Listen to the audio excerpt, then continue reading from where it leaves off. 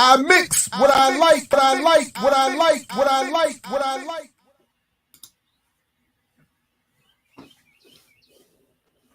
Hey, what's up, world? Welcome to another edition of I Mix What I Like. I'm Jared Ball, joined with my good brother Geechee Y'all. What's up, sir? Good morning to you. Welcome to everybody. Good morning. Good morning. What's up, everybody? How y'all feeling? I hope everybody is doing at least relatively well. You know, we can't sometimes expect too much in this world, Right. unfortunately. But you know, relatively, I hope all is doing well. We have a lot coming up this morning. Nnamdi Lumumba is going to join us shortly. Brother Diallo is going to join us short. In fact, he looked like he's jumping in now. Both of them, everybody's jumping. Everybody early. See, let's just get it. Let's just get it. Everybody's here. Let's just go. What's up, everybody? Good morning. Good morning. Good morning. This is better than planned. Everybody's sober from the 420, so they're good now. Early. We all made it.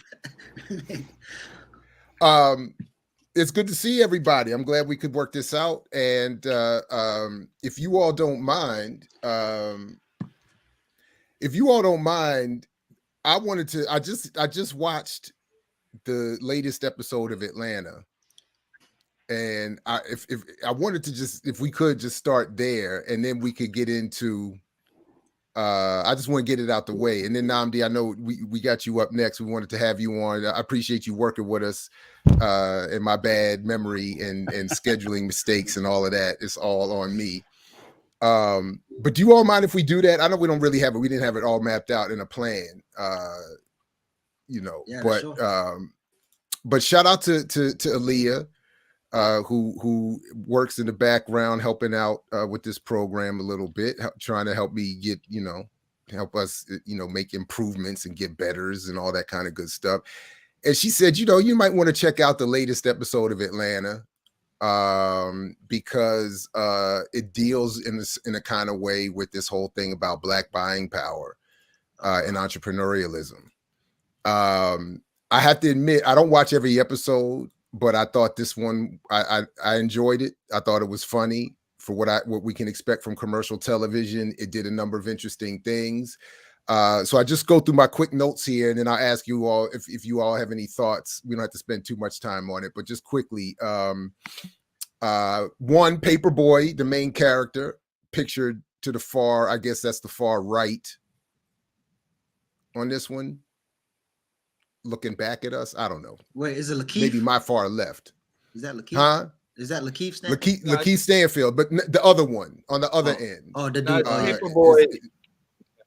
Paperboy's next to the sister. No, I was saying Paperboy's the one next to the sister. Yeah. Okay. On the far side. He plays a rapper. That's right. He plays a rapper from Atlanta who apparently has blown up in a couple of, I missed some episodes. So I saw the initial season. He was just starting, and apparently he's blown up. He's international now. They're overseas. So my note here is that Paperboy is meant to be Killer Mike in this, because he is invited by the white world, so to speak, to put a Black entrepreneurial spin on Black liberation and a response to racism, etc., and so forth. So apparently the context of the show is that there's this, apparently they don't really go into the details, which I think is part of the comedy. A European company is wanting to make itself look better for having done something racist, or somebody said something or did something. So Paperboy is invited. He's given a whole bunch of free clothes, a lot of whatever as an inducement, and he's supposed to come in and be the Black part of the Black faces that have been arrayed and what he ends up being invited to is the nonprofit industrial complex, where it's the white world, the white corporate world wanting Black and brown, people to surround them, to be protectors, or to put cover to what it is that they're doing, and to put the lid on any potential rebellious response. So he's introduced to, you have the LGBTQ Black male spokesperson for the community, who is a clear high-level hustler in the game in this episode. In fact, he says he gets invited to these white meals, these fancy white meals that for the apologies, and he says, "I haven't paid for a meal in 73 police shootings." Was the line I wrote down here. They have what they call the black adjacent, so they don't define who he is. Like he could be, he could be mixed, he could be Asian, like Pakistani, Indian, maybe he could be a number of different things, but he defines as black and is part of the Black I Want a Piece of the Pie nonprofit.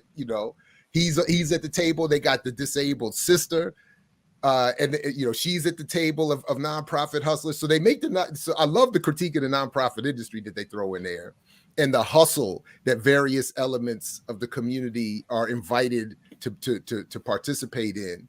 And the ultimate point is Paperboy wants to do what he thinks is a legit move, which is to reinvest in the hood. He wants the white world and the corporate world to invest money in the hood and teach black people how to invest in their own communities, and that, and he realizes that his black entrepreneurial capitalist plan is too radical for this nonprofit hustling industry, who all just want money for themselves and their nonprofits, and he can't even get done what he wants done. And at the end, the LGBTQ brother comes to him and says, "Why?"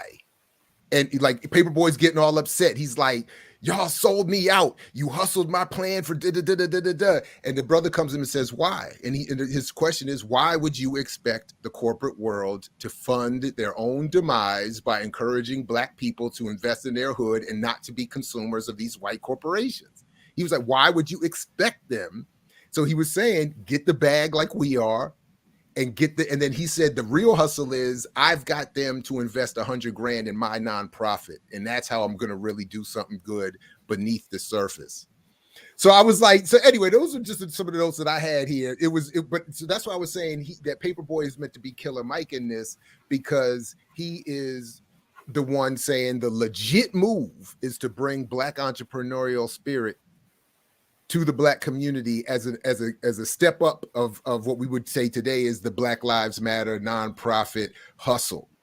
And so it was, on the one hand, funny. I thought, well done. There's some other things they do in it, but the extent of the radicalism is black entrepreneurial reinvest in the hood. And so anyway, that was it.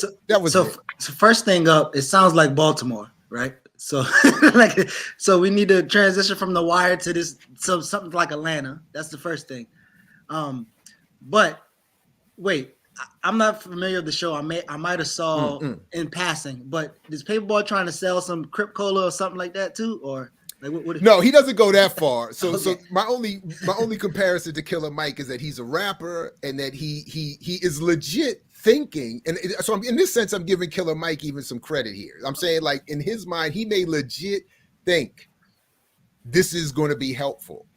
I'm not, and I think Paperboy thinks I'm actually trying to do something that is going to help my community above and beyond this nonprofit hustle. So he's legitimately upset at the nonprofit industry, but they're telling him, you just don't know the hustle. You don't know the game yet. You just come out of the streets. You just got your record deal. You're now famous, but you're now in our ring. You know what I mean? You're in our arena of struggle, and you don't know the hustle yet. And you got to get the bag with the promise of some nonprofit, some black entrepreneurial. I mean, it's Well, I think it's ironic that he's talking about. Fair enough, KD.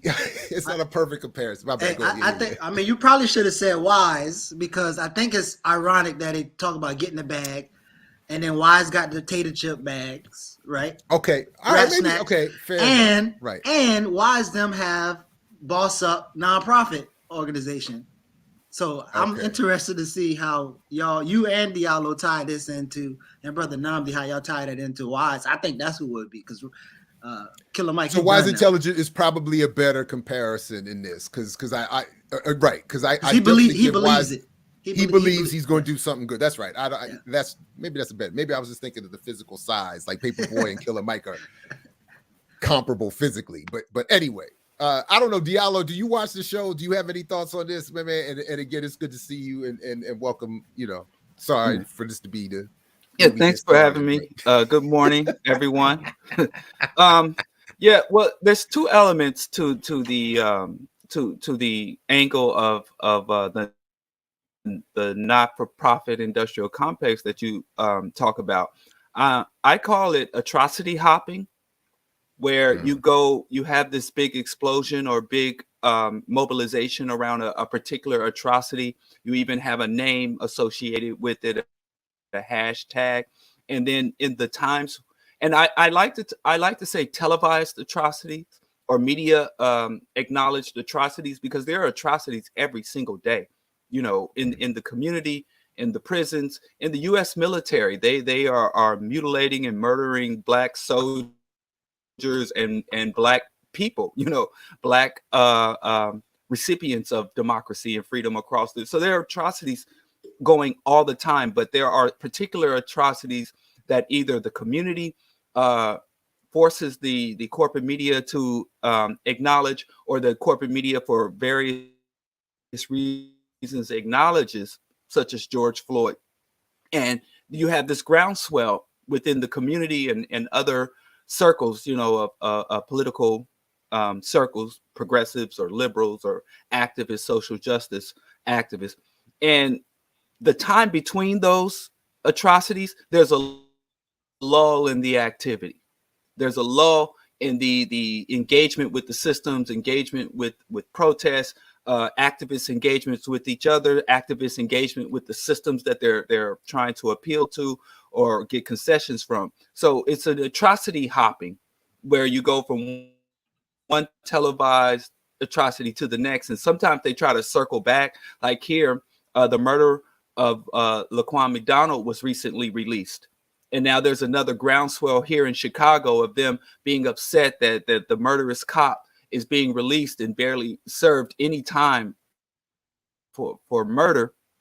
And the time, and even though when he was sentenced, it was known he would get out at this time, there was no work or mobilization around it when he was initially sentenced. They waited all these years for him to be released, and now they're trying to get people back in the streets in time for the spring, So it's atrocity hopping, which is a way to take people who are genuinely motivated to fight for justice, to organize, to at the very least win reforms and concessions from the system, and burn them out. People feel burnt out because they do all this work, and then it's like, oh, here we go again. And you get 5 to 10 years of this traumatizing activism, where our so-called leaders or the not-for-profits and these hashtag organizations just keep dringing you out, boosting you with all this energy, and then demobilization. It makes people feel, and then, so that's one thing that I don't understand, why there isn't sustained action, because even if there's no televised atrocities, the system that does the atrocity is still there working in the background. And then this whole concept of investment, where under capitalism, investment literally means minimal input with maximum extraction. So when you're asking people to invest in your community, you're literally asking them to exploit your community. And that's happened here so many times. People were dancing in the streets, just in my hood again. I live on the south side of Chicago in historic Brownsville. They built a Walmart. And the local alderman was talking about all these good things Walmart was going to do. And the only good thing Walmart did was come here, sell us substandard products, and then run away with the profits. And I think we got a swing set and a sliding board, in one of these parks around here that is already, burnt out and graffitied up and needles in the park. So investing, the whole concept of investing in terms of improving anything it's anti-capitalist in the conceptualization. You don't invest to build something up. You invest to extract. You don't invest in a mine to improve an ecosystem. You don't invest in a community to improve the community. You invest in the community to extract the resources from that community. And so many Black leaders are literally begging those who have wealth to come to our community and exploit our wealth in a more, aggressive manner. So if I'm hearing this correct, I haven't lived in DC in a number of years, but I was told, and the reports were telling me, that the Walmart they put over there in Northwest solved all the problems. So apparently, Diallo, I need to check a little closer, lift the lid on those reports a little bit. I thought as I look down 95, DC everything is bright and shiny now. No, you need. It's the Targets that solve the problems, not the Walmarts. My bad. Right. That's it. We need a Target. Yes, that's what I'm fighting for. That's the committee I'm on. To they up and leave your city as well, right? Yeah. But big box. It's perfect that you said that, Diallo, also because in the episode of Atlanta that we were just talking about, the one of the suggestions to Paperboy to get his game up is that he get a seat on the board of whatever he was like the dude told me, I got a seat on the board, so and they go funnel some money to my nonprofit, so you need to I'm happy to come back to any of this, but out of respect to all of your time, Nnamdi, I'm hoping we can find a segue from this into your work and the event that you and Ujima's People's Party for Progress are putting together. That is, I think, at least as I interpret the work, meant to be a substantive response to the nonprofit calls for our liberation. Yeah. Forgive me if that's not an appropriate segue, but Yeah. So I'm going to pull up on the screen here what you sent me, and please let's start talking about this event, and then we can, like I said, we can double back to anything you all want. Yeah, well, thanks for that quick intro to that. And we're doing our conference for those folks who've known the work that we've been doing for the last 10 years. We've been working on the whole arena of Black radical participation in the electoral politics arena. It is a very difficult place to be if you have radical politics. If you have radical independent politics, to be more specific, it is a very cutthroat place to be. And almost every year, layers of the onions get unpeeled for us. The whole discussion of who wants to invest in you and why is really funny. Obviously we had the thing in Baltimore with Target, come to Mondawmin, the traditional Black mall in the city. Target was there. The whole revival was coming. The gentrification was rolling.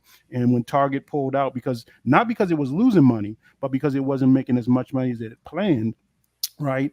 Everything has now fell out of whack. Nobody has solutions for what's happening in that community. All these false promises to newly arrived middle-class folks into the middle of Baltimore have been abandoned. And there is no real response for what does real economics look like for people's communities. So it's a real thing for us, all right?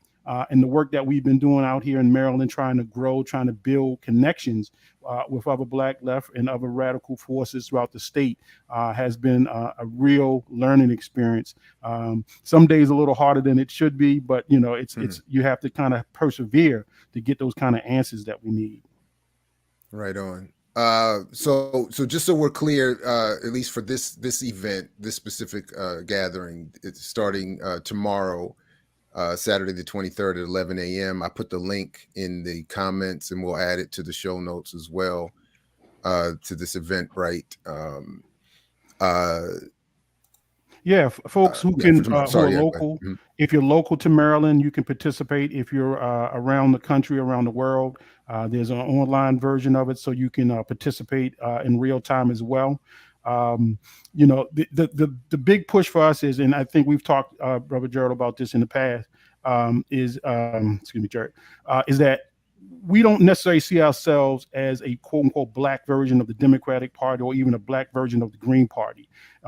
There is no power to be won in elections, right? You can have power outside of elections and flex that power.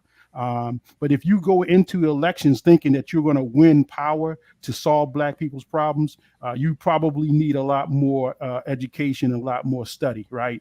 So it's not possible to do that. And what we really learned is that building coalitions, building organization from the ground up, building working class institutions that represent our independent desires is what's going to ultimately be the base of winning power.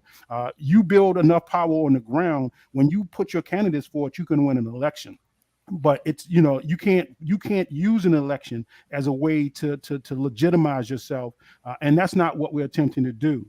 And it's a hard kind of for folks who think they understand politics and play all these other games. It doesn't make sense, right? Because why get involved with politics if you're not connected, if you're not going to win? But the truth is that folks like us with politics who have always been pushed to the periphery, election time is the only time you get invited to the church. You'll get invited to the school. You get invited to the forum. You get to put out your politics. And if you're a well-oiled machine, your organizers are touching people, getting contacts, putting out your program. Damn the election. If you come out of election with 500 new contacts to build your institutions, that's the win, right? That's the power base, because then you flip it over 2 more years, 4 more years later, you're in a much more advantageous position to run candidates. It just takes a long view. Brother, as you was talking about that show, I actually had images of the ghost of Franklin Frazier talking about this kind of misleadership class. You know what I mean?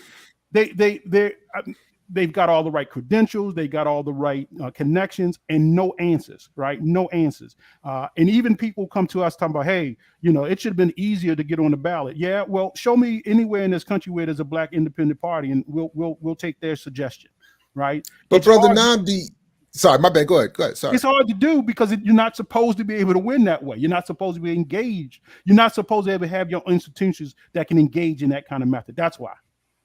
Well, I only have one follow-up question to that, and then I'm happy for the brothers to jump in. Is put to the point of Atlanta. Why the show that is? Why not focus your energies in the work of Ujima on reinvesting in the hood, building an entrepreneurial base, starting Black businesses, then getting the money right that will then allow you to build the political party? Why are you focused so immediately on an electoral push? Because this is usually the response I get to that argument, that get your money right, then you can get the politics together. So why aren't you here talking about an entrepreneurial effort? Some of the answers are really easy. If it was that easy, someone else would have done it before us, right? If it was really that easy, that would have happened. But I've actually physically had a chance to go to Greenwood, Tulsa, Oklahoma, right? And if anybody believes that Tulsa, Oklahoma is the example of what we are trying to do with building independence through economics, then you see the consequence of trying to build that kind of model as well. I think we have to be really clear that what we're trying to build isn't just an electoral institution. It is a Black working class institution for developing leadership, developing institutions, and for struggling, right? Because if you waiting 2 years and 4 years to get solutions, then you've got the wrong program, you got the wrong ideas for liberation, right? And I think that's what's important. Ujima is even in the best example, we're not even a single organization in the way people think of it. It's a real broad network. When you think of electoral politics, think about the Democratic Party. What is the Democratic Party? Yeah, it's the liberal sector of the capitalist class, but it's got big ranges of what those capitalists agree to, right? Different sectors, different interests. They're not debating that the best way to build capitalism is through green economics or through different industries. They all coalesce in the Democratic Party, just like the Republican Party. The same thing is what we're trying to do in Ujima, is to coalesce lots of left, anti-imperialist, anti-capitalist, anti-racist, sexist organizations who want to use electoral politics to build working class struggle, not to just win an election. I'm curious. So I think Jared kind of mentioned this, so I'm gonna veg you back off of Jared. But so you talk about worker led, right? But we live in this time of Black girl magic, get the bag, Black excellence, and I think sometimes that we use studies like the racial wealth gap to kind of expose how impossible it is to economically catch up with them. But when you are speaking about economic justice or social justice, anything like that, and you have like the nationalist group that say any of these reforms are accepting or being one in with the system. Like how do you engage with the nationalist people trying to build a worker party when you know nationalists are very passionate about black capitalism and stuff like that? So listen, I think it's also helpful to say that we see ourselves as internationalists, right? And we understand, like, you can look in the African world and find the limitations of black capitalism as big as a country as Nigeria, South Africa, where those limitations really are.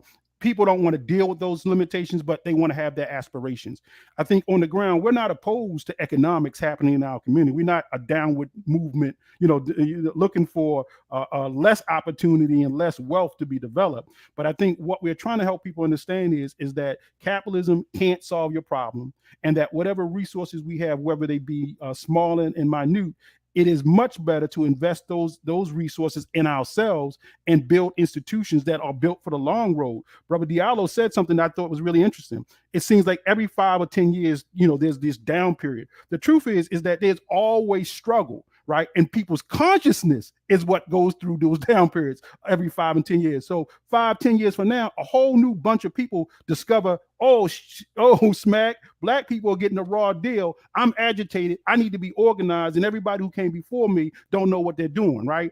We have to build institutions that are able to last over 5, 10, 20 years so that when people come into the process, they're not introduced to like a whole new struggle. They're introduced to a history, all right, of black radical resistance, right? And not just this new incident that gets commercialized to us as, you need to get involved with this now. This is what you should jump into.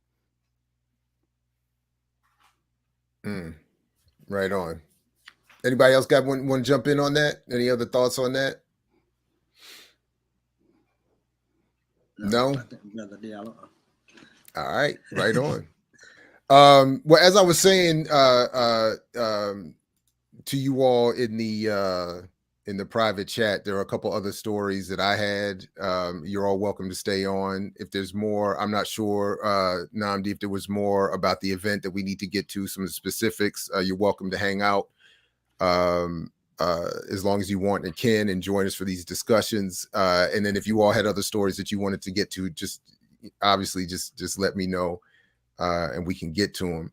And of course, we can double back to anything that has come up as well. Even as I peruse some of the chat, we can link in with some of that. The one other point that I wanted to make, that you mentioned the examples of Tulsa, and then you mentioned Nigeria also in that episode of Atlanta. I mean, there is a funny sort of I guess subplot where Stansfield's character takes his white British, has her take him across town. I think they're in London, actually. I don't know where they are, somewhere in Europe, I guess in London. And they go to a Nigerian spot because he wants some jollof rice, specifically Nigerian jollof rice. And speaks with the Nigerian sister, about the business, and the white girl that is his host is sitting there listening. Long story short, she and her husband, the white girl and her husband, co-opt the idea, buy out the Nigerian store, and turn it into and because she heard the sister ask Stansfield's character, "Are you Niger?" As in, are you Nigerian? The white girl takes the name, and instead of Niger, spells it Naija, and turns it into a food truck, like a high-end food truck, having bought out the Nigerian restaurant, and now she's serving Nigerian jollof. So it was in some ways, I don't know what their intent was entirely, but in some ways, obviously there's the colonial piece is vivid right there, but then there's the subplot is, or to me, the sub point of that is, your entrepreneurial endeavors can so easily be undercut, outbought, over whatever, taken they can put a Walmart over there and wipe you out, as they do even white businesses. They can buy out your building, because apparently the sister was in a building she didn't own, obviously, like most renters, most restaurants don't own the full land and the building they're in. And so the white girl bought up the building, got rid of the sister, and put up a Niger jollof rice food stand there. Anyway, it's anyway. How does I did get question for you, and then Nam, you can answer as well. But how does Atlanta engage with like the state and rhetorics like defund the police and stuff like that? Are they? I honestly, I don't watch it enough. I watched the first season when it came out, and I did enjoy it, and then I haven't watched in a while. So I've only watched these 2 episodes as suggestions, because one was about reparations. And then this one was suggested as because it deals with this entrepreneurial versus the nonprofit versus actual activism politics on some level. Right. So I mean, yeah. So I honestly don't, but they're not. I mean, it's not. It is a commercial television show, and I think even if Glover and his co-authors or whatever are elevated in their politics, there's only so much it's going to be able to do. So I'm not, yeah, so I don't see anything. I don't see them talking about the state and like there's nothing at least overt in it. There may be something more subtle than I'm missing. Yeah, I keep hearing stuff about there's some kind of classroom, some teacher, something that it's like a new black show. I don't know what it's called. I hear people Abbott Elementary. Elementary. Yeah. It seemed like I heard that they're supposed to be doing some more. Nah. I haven't seen. I don't watch TV, so I catch it when people talking on the timeline. But I be like, I don't. It's a well-written show, but I mean, they're not touching on anything. Nah, they're not touching on anything. It's a well-written show. It's funny. 30 minutes of relaxation and nothing deep to think about. Well, so one thing that I did want to get to is that my man Diedrich Muhammad published a short piece here on his thoughts on cryptocurrency. We covered the other day on the remix the crypto pack that is being compiled to get rid of Nina Turner. Which again, the more I'm watching that story and the way it's reported elsewhere, it really is like there is this push that we're intended to believe that Nina Turner is the revolution. But with all due respect, I mean, she's getting bullied by her own party because they're just, if for no other reason, she reminds them of Bernie, which they wanted to get rid of too. So, but anyway, but in Diedrich's piece here, there's just a couple of interesting things. Crypto is a risky bet for Black Americans. Diedrich Asante Muhammad, Gerardo Sanchez Herrera Moro, published. Where is this? What is this? Otherwords.org. Just a couple of highlights from it that I wanted to draw on here. America's yawning racial divide is no secret. In 2019, the median wealth of white families was $160,000 to compare to just $9,000 for Black families.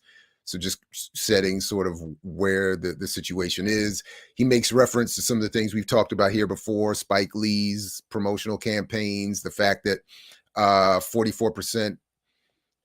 Now this stat, I actually need to, now that I'm rereading it, I need to go back and check, because I think one of us has misread these stats, and I haven't looked at the Chicago poll, but the way I was reading this figure was that 44% of all Black people of color. Right, but it says here that well they're saying here that 44% of the Americans who own crypto are people of color. Mm-hmm. That's not how I was reading the stat. I was reading the stat as 44% of Black investors are in crypto versus 11% of white investors are in crypto, not of all Americans. So it was, and the point was that there's a higher percentage of Black people who do investing in crypto. And my argument was, of course, because the propaganda and the lack of options and diversity and money. To invest in everything else like whites can. So I'm gonna in just a second, I'm even gonna go look at this poll while we're here and see. But that's how I understood it. But in any event, I'll double check that. I might be wrong. But collectively, African Americans would need an extra $10 trillion to enjoy a share of America's wealth that's proportional to their population. But according to one survey, the median crypto investor holds just $191 worth of crypto. Several news stories have profiled an African-American crypto millionaire named Terrence Leonard. In 2019, the story goes, Leonard invested in crypto and saw strong returns, so strong that he cashed out his 401k and invested tens of thousands of dollars and more. Eventually, he became a millionaire. Leonard's story is meant to convey that anyone can become a crypto millionaire, but upon further exploration, it shows the opposite. Leonard was a software engineer. The average base salary of a software engineer is $125,000, far higher than the median household income in the United States, and higher still than median Black income of just $46,000. Yet, even with that extra disposable income, Leonard still needed to cash out his 401k to make a substantial investment. So I like that they make this point here, that even with this quote unquote success story, first of all, the idea that anybody would be encouraging people to cash out everything that you have and invest in crypto in the hopes of becoming a millionaire, that's just, so I'm glad they point that. Yeah, go ahead. The next paragraph down there too, right? He cashed out, he sold it and bought that home in 2020, but if he kept it, he would have lost all his money when they wiped out. So exactly. I'm glad you caught that. In fact, things could have gone much differently for Leonard. He sold much of his crypto to buy a home in 2020. If he'd stayed in until crypto market crashes January, wiping out over $1 trillion, he would have lost big. 401k gone. Wow. I didn't even catch that part. Yeah. But what I also like about what they were saying is that, again, this is not a revolutionary, it's not calling for, something fully revolutionary, although relative to where we are, calling for universal health care, fairer taxes on the wealthy, and expanded community credit options like postal banking would all reduce the racial wealth divide. Starting small government-backed trusts for new babies of all races could reduce the baby bonds that, would reduce the gap by tenfold all by itself. So again, federal public policy, government involvement, that is what is necessary for did we lose Namdi? I didn't know. Did he have to dip? He said he had to dip. Oh, my bad. Oh man, peace, brother. Namdi, my bad. I would have given him a better send-off than that. I thought he had more time. My apologies. Glad he could join us. Anyway. I mean, somebody said all this public policy y'all talking about is white left rhetoric, and that's what y'all just holding the white line of politics. So so I don't know if we need to do public policy if it's just some white boy stuff. Well, Diallo, you want to respond to that first, or do you have a response? Well, go ahead. If white people want to take lead out of gasoline and help my grandmother subsidize her health care, then bless their hearts. Like I don't know why anyone would oppose good policy, regardless of who it comes from or where it originates. So yeah, if it's white left, fine. But if you're going to use that as a blanket, talk about the specific policies. Do you want lead back in the gasoline or not? I don't really know how to speak to that. These blanket, denunciation. I just tell people like that, I hope to get as black and militant as you one day. I'm working on myself. That's just an absurdist point of view. And yeah, I'm a leftist. I'm black and I'm a leftist. I don't know if they have some type of critique of white leftism that gives them a blanket denunciation. But yes, white leftist policies tend to be better than white right-wing policies, and white leftist policies do tend to have some benefits across the boards for all people living under that. Living in a blue state and having a lot of relatives, having grown up in a red state, if I'm going to be organizing, I ask people all the time, do you want to organize in the streets for liberation under a regime that has affordable insulin, or do you want to organize in a regime that has, insulin that's priced out of the range for many people? And there's this also notion that a lot of Black conscious people have, that if the suffering is compounded on the people and the community, somehow that will drive radicalization or make provoke more Black people to join radical politics. And I haven't seen that evidenced in any real movement that just, you know, allowing things to become more and more miserable and rejecting progressive policies or actually good public policies and either ignoring or even advocating for more draconian or regressive policies is not going to help win more people to the Black liberation struggle. So yeah, I support white leftist policies if they're good policies. You know, sue me.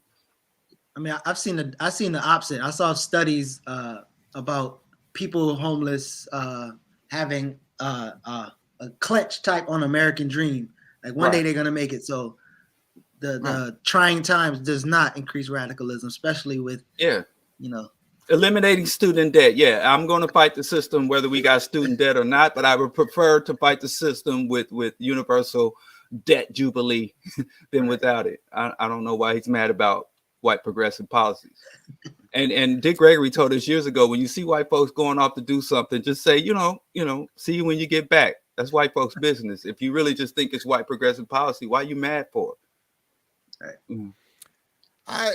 So I just want to remind whoever that from my humble position, when I'm advocating for political power, I am again not making an argument for engaging and becoming a member of the squad and saying push Biden left. That's not my point. My point is the full big sum total of what it means to have political power, where we are vying for control over whatever mechanism is playing a material impact on our lives.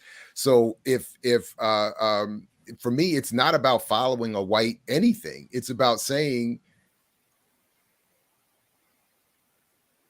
I guess similar to what Brother Diallo just said, that if we want whatever it is that we want, if we want land, if we want space, if we want room to develop even our businesses, whatever people say that they want in their revolutionary dreams, all of that requires political power. All of that requires the ability to define phenomena and have it act in a desired manner. All of that requires the ability to say whatever resources are being generated are going to be distributed differently. So that, yeah. So, and anyway, so I missed the comment, but so I don't know if I'm speaking specifically to their concerns, but that's at least what I mean when I'm saying that. I don't, and again, my very frank white joke, if a nickel bag is being sold in the park, I want a cut. If money is being made on this thing, if wealth is being created, I want a cut.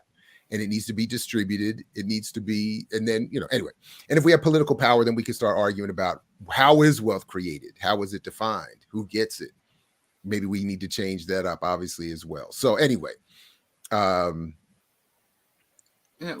every election cycle, I get in big trouble because, I advocate for, Black people to register and to vote and to follow the various platforms and to have a coherent agenda for both during the election and more importantly in know how to engage the political system between elections, where politics is, like you said, it's about how resources are accumulated, concentrated, and distributed.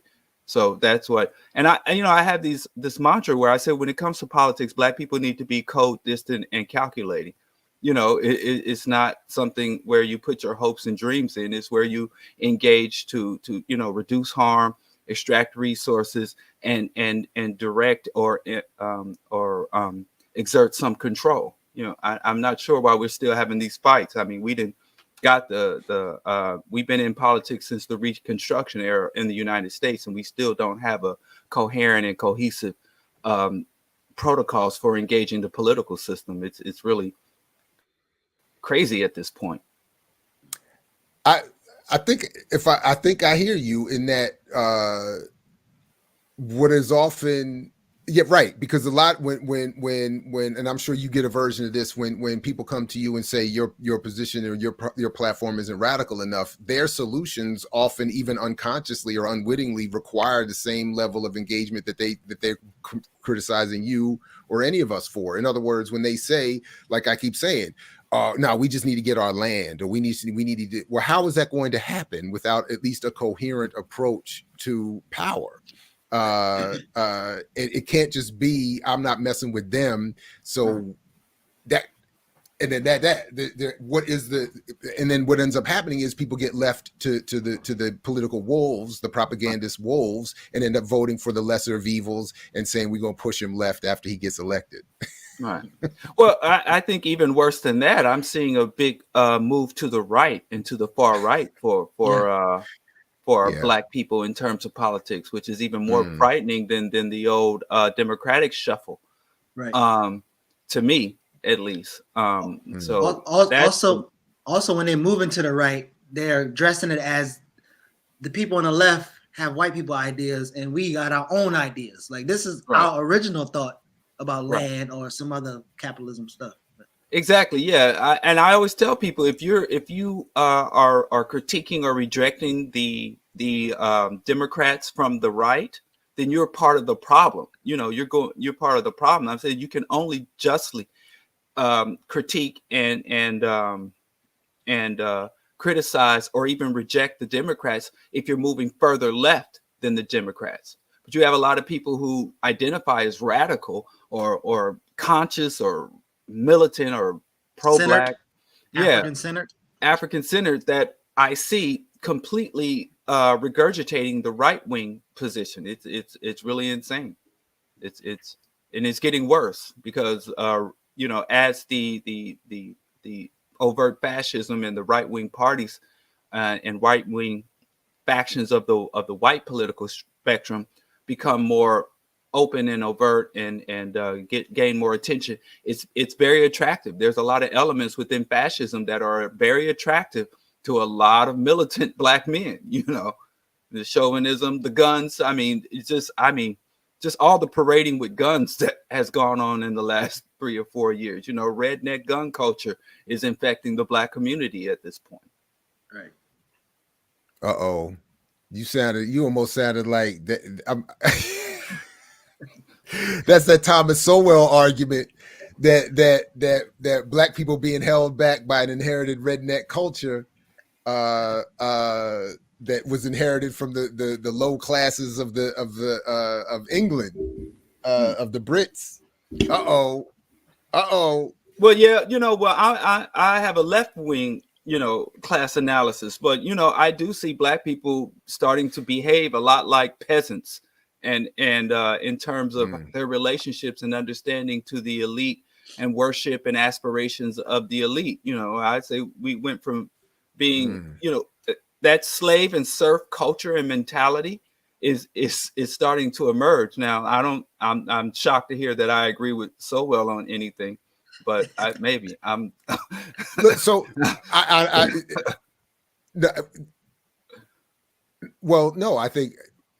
I think it's actually probably one of those funny points where there's often a situation where there is a more or less objectively observable problem, and then there is the right analysis and the left analysis, and then because they start with a similar point of departure, there it could get So I wasn't accusing you of that. I was just But it was a little hurtful, but we'll move on. No. But when you mentioned peasants, it's funny. I was just going back and we posted it last week. The late Bob Rhodes. The few times I was able to cross paths with him, he gave an audio. Anyway, it's on the channel. I would encourage people to check this out. But one of the arguments he was making, to the extent I can follow it, was that a lot of our analysis of Black people has been misguided and mistaken in not understanding the difference between, as he said, the proletariat and the peasantry. And he said, we, that is Black people, should be understood as peasants, not proletariat, not the proletariat. The proletariat has the ability to sell its labor to some extent in a capitalist economy, whereas peasants do not. Peasants are outside of the entire structure, and therefore need another level of revolution and analysis. So anyway, I just was thinking of that as you said that also could be leading in some ways to some unfortunate conclusions politically, for some captured there.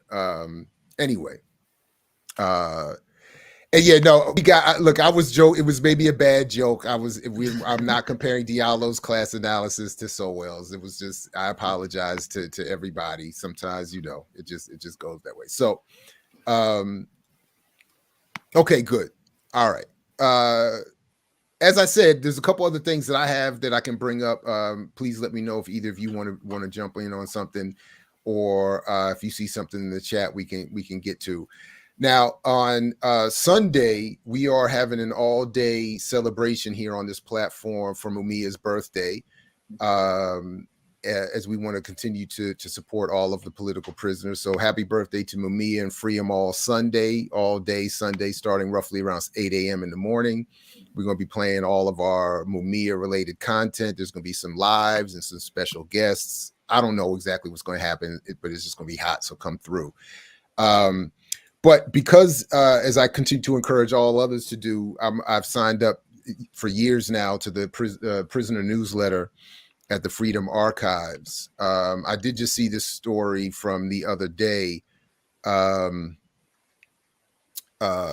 the FBI is still opposing Leonard Peltier and his freedom. And of course, this argument, as is said here in the Huffington Post, in a story by Jennifer Bendery, is full of holes. So as they said, they've been covering, the Huffington Post has been covering Peltier's case for a long time, and sent a routine request to the Federal Office of the Pardon Attorney about the status of the petition for clemency for Peltier, and they did get a response from the FBI.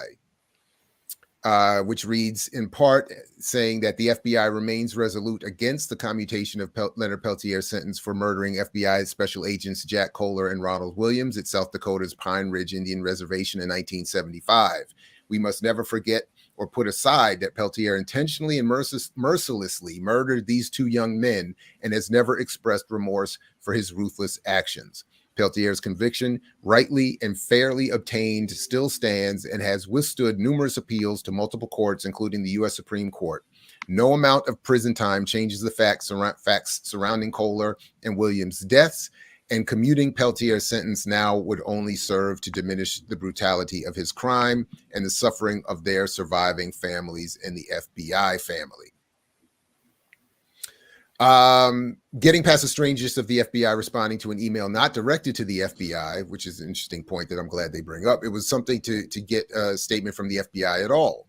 The agency has previously declined to comment to the Huffington Post about Peltier. It was, after all, the FBI that sought to put Peltier in prison in the first place after two of the agents were killed in 1975 shootout on Pine Ridge Reservation.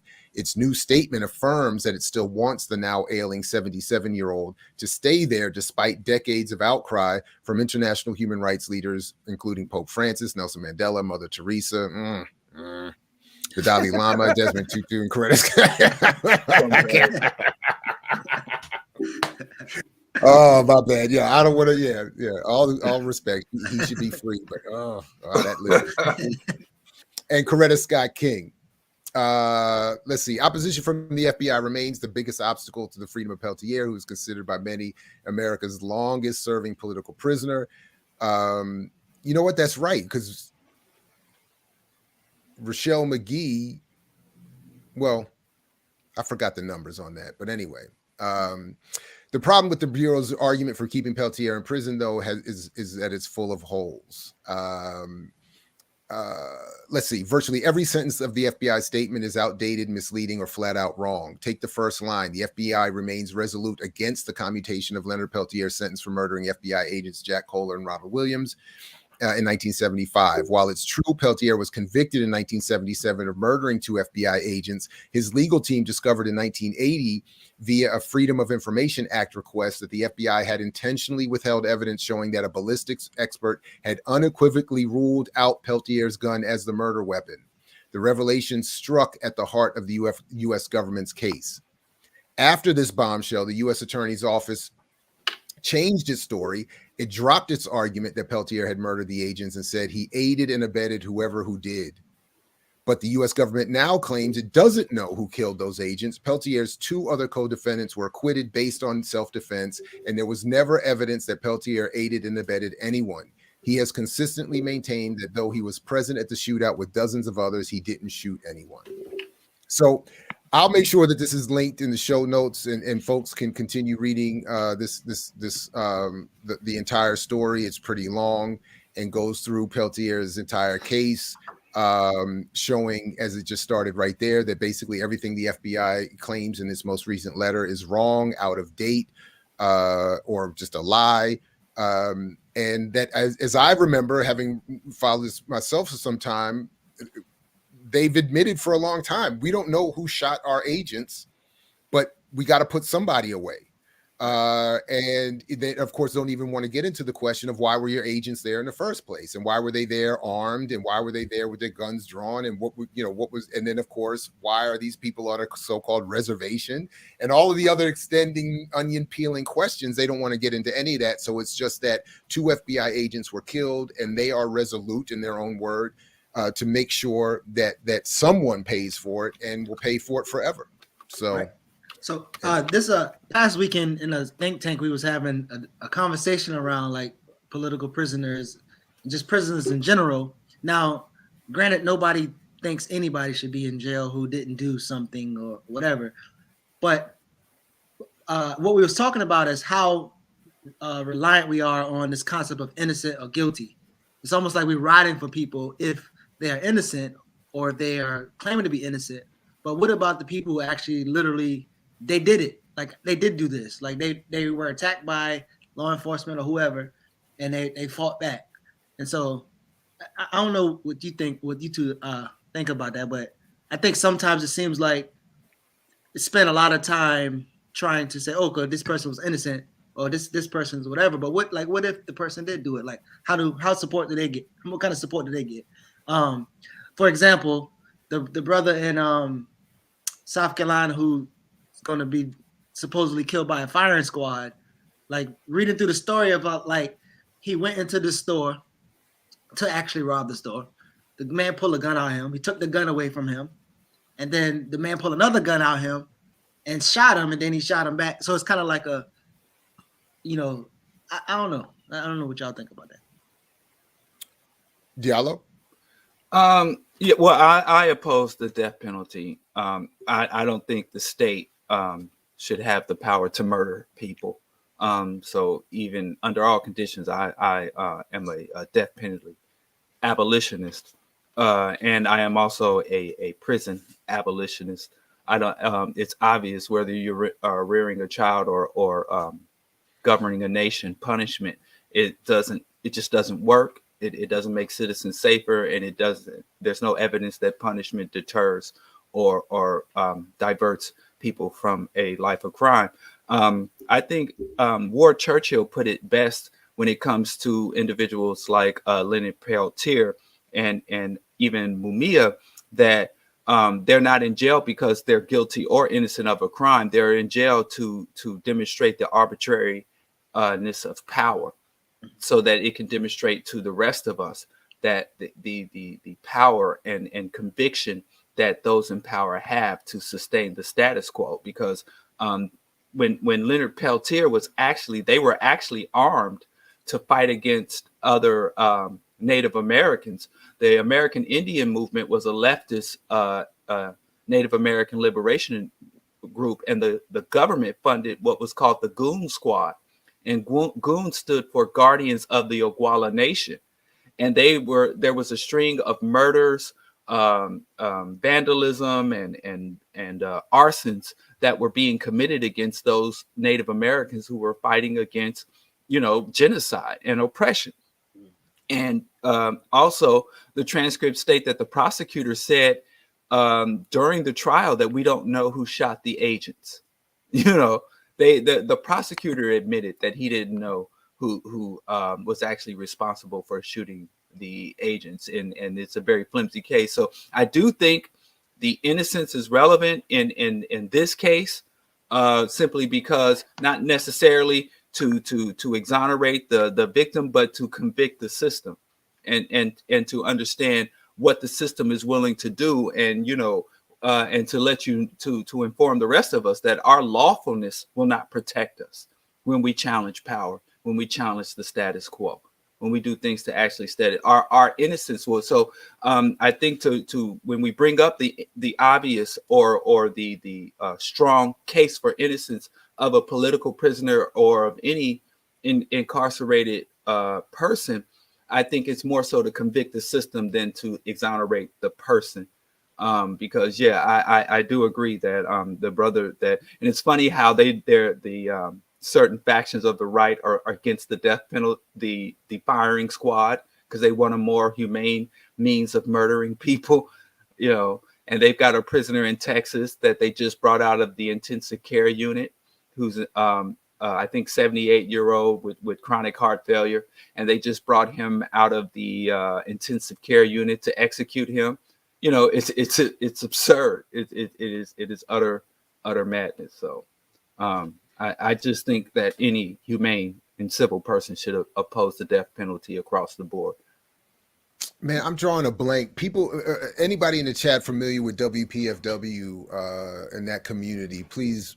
But there was a brother, a lawyer, and he used to make this point all the time that we should assume that they're guilty and defend them as vociferously as anybody, as a prisoner of war, if anything else. But I'm also very Daruba on this, and shout out to Daruba and shout out to Eddie Conway, and I hope to whatever extent possible he's doing better or okay or finding some peace in his condition. But and I can't help but bring it up, but I got it. This was, it caused me problems at the Real News Network when Daruba made this, and they censored the segment where Daruba made this point, where he said he was very upset at a discussion that had taken place on Democracy Now! Between Amy Goodman and Angela Davis, where they talked about Assata Shakur as being innocent and deserving to have the warrant lifted and her exile lifted and all of that. And Daruba's point was, when you make that argument, you take away the agency and the consciousness and the clarity of the activity of those who were knowingly engaged in revolutionary struggle.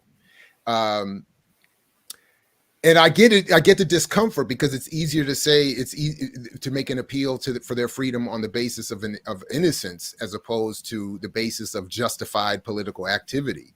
But Daruba's point was, from at least as I take it, from our perspective, it should be, don't make the argument based on the innocence, but make the argument based on they are prisoners of war, were legit in their activity, and should be freed. In fact, he said in the interview, he said Angela didn't train Assata. he said she was a better shot than me. So I mean, but anyway, so I just want, in any event, what in general, I tend to support the endeavors of those organized around a specific prisoner's case. And if that's the approach they want to take or think is then I generally support it. But I like but philosophically, I'm very much where Daruba and this brother is that I can't remember, unfortunately, who I'm thinking of, but that we should be defending them as prisoners of war and on the basis of the righteousness of whatever they were accused of having done. But anyway, go ahead, Diallo. Yeah. Yeah, well, yeah, I think there's also an understanding in that, where a person committed the act that they're accused of committing, but still be innocent of a quote unquote crime. Right. I think those aren't two exclusive states. Yeah. No, right on. Absolutely. But specific to Geechee, to your question, that's just my humble position on it. But I get it that as I've always read and understood the case specific to Peltier, I mean, he's saying, but I didn't do it. And maybe he would be saying my argument would be different if I did do it. And I would, right. I don't know, but he's saying I didn't do it. I didn't do it. You can't prove who did do it. you were unjustified in your presence there in the first damn place, but Right. And so on and so on and so on. Oh no, brother Jamu, it's always a pleasure to easily represent the correct analysis that others have developed. So it's my pleasure. Anyway, and again, as I want to continue to remind, we are doing our day-long birthday celebration for Mumia Sunday. So everybody come on back. And of course, tonight, that's something I did forget so tonight, Lukman Nation is featuring I forgot what is, how do they just Blackonomically Speaking with Dr. Tawheed. And I'm selfishly excited because I understand that they're going to be riffing, or not riffing, but performing an analysis or beginning a discussion around the or at least including the discussion I was just a part of for an MSNBC podcast on cryptocurrency, which I have not listened to. I'm afraid to listen to it. So I'm hopeful that they'll make good use of it, because it included me and some other, and those who are, me, and then those who are pro cryptocurrency and its potential for Black people. So I look forward to hearing that later on tonight, 7:00. I think there's a number of other things coming up on the channel today as well. I'm a little confused about our own schedule.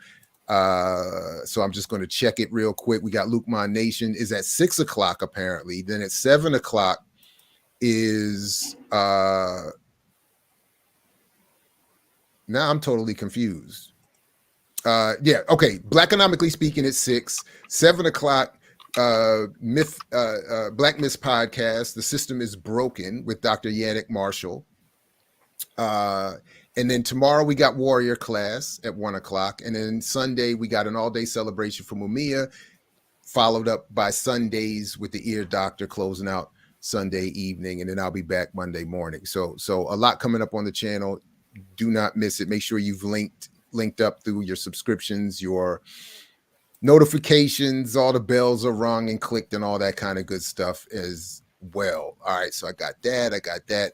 Oh, and go to Black Power Media and get you some merch like this fly cup and help the channel grow.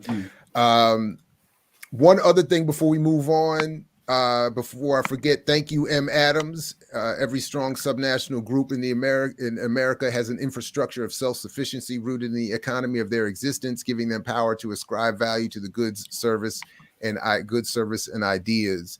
I appreciate the super chat and the comment. I don't know if I fully agree with that though, but in terms of what other groups have that economically self-sustains them, I'm often in disagreement with that. But go ahead, Diallo. I have to say this, that the Black people's attempts to mimic other ethnic groups or immigrant populations is kind of ironic, because and no disrespect to those who this doesn't represent, but a large of those populations are actually traitors to their people. And you can argue with me, and I've had these discussions with a lot of their offspring, but a lot of times the way you establish yourself as a population, like let's say the Hmong people, when the United States, the Hmong population got established in the United States, when the U.S. went into Afghanistan. I'm sorry, I'm get our atrocities mixed up. When the United States went into Vietnam, Laos, Cambodia, and the Hmong population cooperated with the invading forces, and so when the imperialist project went awry, they came here and established themselves. So a lot of Vietnamese, if you look, a lot of the Koreans that came here and established themselves cooperated with the United States in its imperial aggression. So that's your ticket into the United States for a lot of populations. And so a lot of the successful Black people, it's a lot of times. So a lot of the people who came here, they basically made a deal with the devil. there are a lot of Afghanis who were brought here just in the last few years, really over the last 20 years. There have been a lot of Afghan families who were cooperating with the United States and its imperialist agenda within Iraq and Afghanistan. Iraqis and Afghanis coming here because they can no longer remain in those territories after their known and public cooperation with the brutal forces. So if the United States, I'm not saying if, when the United States is invaded by, what was that movie? I can't remember the name of it, but it was like a Red story Scare. where, Red Dawn. When Cuba and Russia invade the United States, or if Korea invade the United States, and it's guaranteed I'm going to cooperate with the invading forces, right? So I'm going to be, pointing out, I know the language, I know the land. I've lived in several states around the United States, so I could be a very good asset to any, communist invading force, right? And let's say that communist invading force fails, right? And as they're pulling out, there was like, well, we got to get Bro Diallo and Dr. Mingo and his 2 sons and maybe his favorite uncle and his older sister the hell out of the United States, because once Billy Bob and Karen Sue, once they take over, they're going to get him because he was there the whole time cooperating.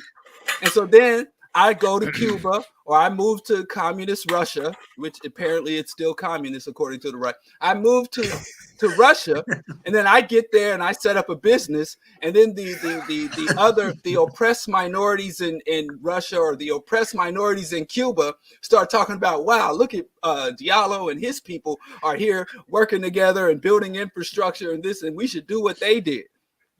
It's absurd. So, those are different people with different circumstances, different outcomes, and different paths. We really can't. And I know a lot of times, every time a group gets up, they were telling me, oh, we got to look at the Hispanics, until they became demonized. They went from being hardworking, ethic, family values population to MS-13 rapists. The Asian population, oh, look how hard they value education. Now they're plague vectors, spreading plague across the United States and stop Asian hate. So every time not the model minorities, right? Every time we find a group that say, "Oh, this is what we should do," it's arbitrary AF. What we should do is radicalize ourselves, work to liberate ourselves, not to find a cushy position or to get up on this rung of a ladder that has acid dripping from the top and is burning from the base. We need to get off this ladder, and move turtily, not as opposed to competing in a rat race. Wow. Jack, I don't know if I can share my screen, but you made me think of when you was talking. Oh, when you put up your mug, one of our members from the think tank, he sent me this little study thing where he's studying with a Bro Diallo mug and then one of y'all mugs. That's how you get that's how you get your politics up. Now I ain't gonna tell you what's in both those cups. In the Bro Diallo cup is some vegan tea, and the Jarrett cup is some organic with filtered water. Oh damn! But yeah, that just made me think. What's the book though? So obviously, so some of the people they do the research for us to give for the where are they now? So I think that's Blueprint for Black Power. Okay. Okay. It was diving through that, because the business models that Diallo just shared, that's all in that book. That's the Bible. So. Yeah. And like this. No, go ahead. No, just like one of the people say, there's literally no errors in that book. So. Yeah, I saw that comment when we were getting at us and said that there's no errors in that book. But I and again, it's not to speak ill of Dr. Wilson. It is simply really to speak ill of anybody that would say anyone could write a book that has no flaws in it. That would be one thing I would want to say. But also to Diallo's point, I mean, this is that's a hilarious way of putting it, but I continue to struggle with these kinds of comparisons with the assumption that these other groups are in total doing some fantasy well. You know, like, you know, again, the corner store down the street from here, it's got the same 5 people in it, whether I go in there at 2 in the afternoon or 2 in the morning. And how much wealth could they be extracting from anyway, and who's it's, you know, anyway, they're working too hard to support whoever they are supporting, and there's not a lot of wealth being generated, and their communities are not solved in all their problems. So yeah, so that actually reminds me, so I did want to, if we got a couple minutes, I did want to, there are some criticisms that because I do look at the comments that come in on our channel, at least a good amount of them. And some of them are disingenuous and not to be, you know, they're just a waste, you know, they just, you know, some people want to just take their pot shots and all that kind of good stuff. But sometimes there are some I don't know, at least interesting, you know. So one thing I just want to point out, when we did our one point, please everybody, if you've ever just watched one of our videos, and I'll venture even to speak on all of our behalves on this one, and anybody can correct. If you just come through and watch one, try to remember there's a context. That's it. I'll just leave it at that. I'm gonna leave that's just one comment I wanted to make. There's clearly people come through, they watch one video, and I did want to say, when we do the segment, which I've been titling "Not by Myself," to have fun watching painful videos as a collective, and then having some fun critiquing and, you know, whatever. Several comments have come in saying, why am I picking only on Black commenters? That I don't talk about the white right, that I don't talk about. So I don't, you know, I'd be interested in what you would both think of that. But for instance, when I did one video talking about one thing, one video from Tariq Nasheed, I don't think that characterizes me as someone who only focuses on Tariq and so on and so forth. But my purpose of being critical of Tariq and anyone else is primarily, I'm critical of those who target Black audiences with their work, that's usually what gets me, quote unquote, activated. It doesn't always have to be Black people, but that is generally who is primarily the ones talking most immediately to other Black people. Right. Therefore, I think they're the ones I'm more interested in having a conversation with. It's much easier to be like, there's plenty of people that can go out and say, you know, whatever, Manchin and Biden, and I mean, there's plenty of critique and righteous and legit. My, you know, humble focus in time, I want to, you know, is to look at those who are making arguments to Black people about what they can do to become revolutionary. And those are the ones I'm most critical of and want to have a conversation with and about. I think Diallo has the perfect response to why he goes so hard on Black celebrities or these Black people. So go ahead and share that, Diallo. I don't remember what that was. I mean, like, obviously the black folks that are being propped up as solutions examples, and they comment on shit that they have no idea about. So yeah, that's what I, you know, I had said, you know, people ask me, you know, why I go after Ice Cube, and I had nothing to say about Ice Cube until Ice Cube had something to say about Black people as a collective, and it's much like Dr. Ball, where, you know, I only focus on people who try to engage with us. You know, I had nothing to say about LeBron, whether he's the GOAT. I had nothing to say about LeBron, but when he came to a poor Black community to open a Nike shrine and say that it was education and I Promise Academy and he's got solutions for Black people, that's when I go into critique. You know, that's my thing. And people get mad at me for constantly attacking religion. If they were just doing, you know, the Holy Ghost dance in their tabernacles, I would have nothing to say. But religion has and the Black religious have a lot of impact and power within politics. So I only tend to focus on things that spill into the arena where I dwell. And so if you stay out the arena, like I said, when I have no critique of Trick Daddy and the booty eating gang, because they don't say have any solutions for Black people. They don't speak about the Black condition. They do what they do. But also there's this concept of low-hanging fruit. You know, I'm not going to sit and write a 12-page essay about what's wrong with Donald Trump, you know, because I mean, it's just, if you don't know that, then that's some remedial level stuff but I wrote a lot about Obama and I got in trouble for that. People would always come to me, oh, you talk about Obama, what about the other presidents? And some people observed, oh, you used to go in on Obama, but now Trump is in office, you don't say nothing about Trump. And I'm like, yeah, that's probably true. You know, you could probably find more of my scathing critiques of Obama's, not even Obama as a person. I don't know the dude, even though I don't live too far from him, but I don't know the dude. But I would critique his policies, you know, whether it's Syria or whether it's, you know, the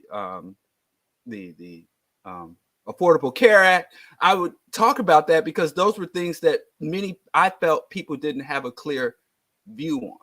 But if you need me to explain to you why the border wall is wrong or why Trump freeing war criminals, exonerating war criminals, if you need me to explain that to you, you probably shouldn't be in my audience. You know, so that's also where I totally agree with Dr. Ball. You know, you stay in your lane. You know, if I came out with a rap album, I would fully expect the rappers to jump down my throat, you know, and tear me down because I can't rap. So what business I got? Right. Like T.I. doing with the comedy stuff right now. Exactly. Yeah. So, you know, if T.I. do comedy, I don't have really nothing to say about his comedy. But if when T.I. there was a time where T.I. was trying to, you know, advocate for creating a Wakanda and all that bullshit, then that's when I speak. So it's exactly like Dr. Ball said. You know, you come into my arena, I'm gonna get back at you. What's that? Can you see this? I don't know if you, because the comment says, I find it odd that Jared would have more an issue with Tariq than he does Abba and Preach. This from a so-called serious academic Black tactician. Listen. I don't know if y'all, you know, y'all people be name dropping y'all in their videos and they talking about y'all, both of y'all. But recently I seen the stuff about Jared. But the people in the comment section. Well, I'm supporting the gay agenda and queer theory. But they're saying like, yo, finally somebody has got Jared. Go at him, get him. Finally, so I like to read those comments because before I even watch the video, I'll be like, let me read these comments, see what they talk about, you know, because like people really want to see Diallo and Jared fall for some reason. You know, they might can't stand it till y'all put y'all, you know, on one-on-one, but when other people come, it's finally. And then when you click on the video, finally, I did try to watch a video the other day. And I just find it like extremely odd that, you know, these people would be like putting like Maurice Bishop and putting Thomas Sankara on there, and then Dr. Amos, and then saying these people on the left has no original ideas. And we have all our own original ideas and all these other things. So, I mean, I really think it's almost like this fandom thing, like, people ain't really listening or reading anything. They literally just supporting personalities, just like they do with bullshit politics. So, well, don't look for my fall. I'm down bad. You know, you totally wasting energy looking for my fall. I have a version of that I feel the same way. I'm like, what? How much more marginal can I get? Like, you know what I'm saying? Like, what?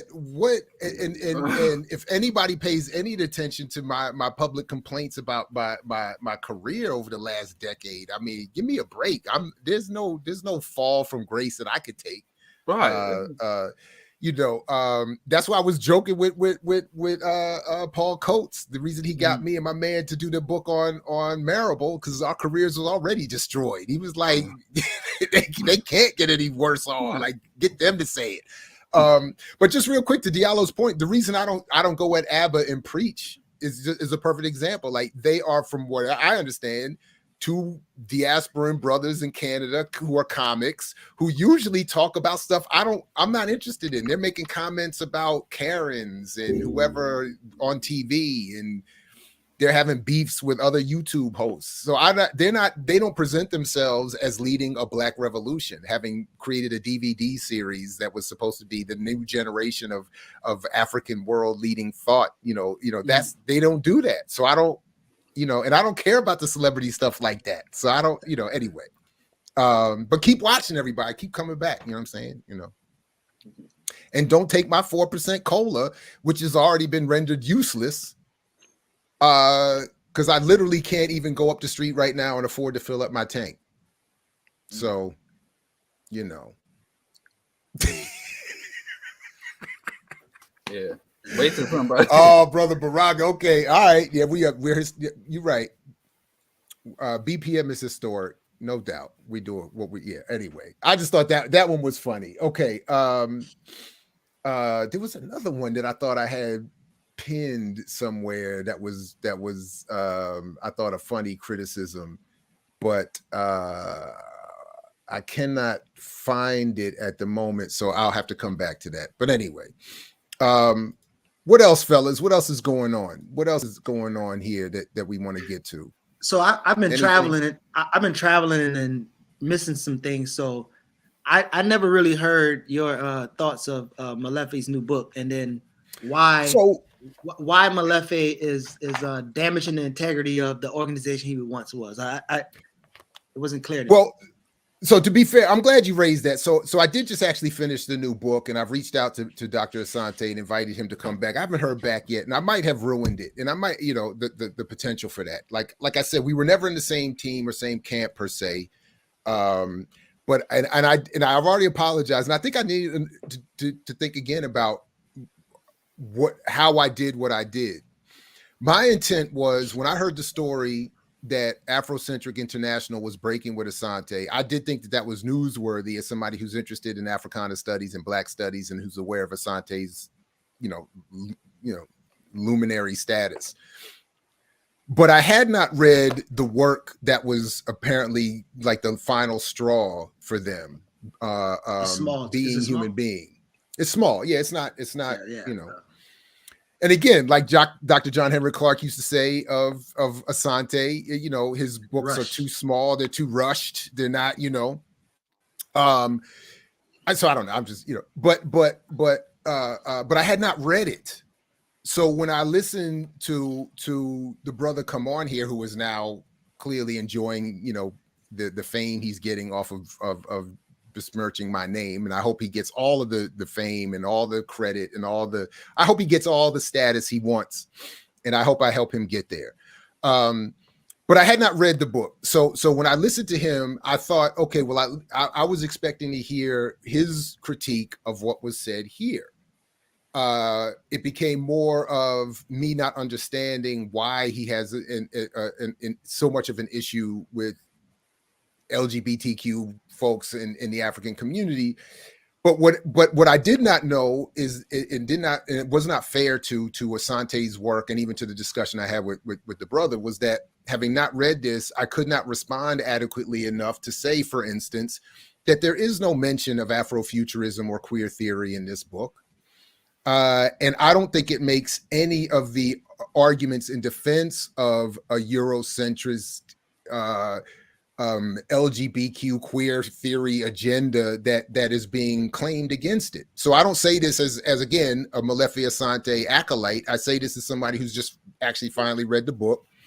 And I don't see that. What he does do, and I'll just read a quick example that I think could be a concern to those who do not want an inclusion of LGBTQ, is that he does what I think he's doing here. He makes a very Afrocentric, in the context of his own work, an Afrocentric reading of gender and sexuality that is critical of the Eurocentric approach to gender, identity, sexuality, etc. And I would read as a castigation of the liberal, dominant, so-called LGBTQ movement, and is making a very pan-African argument for an inclusion of all African people. So in other words, I can see why that would be a problem, but I don't see how this could be considered as a defense of European queer theory.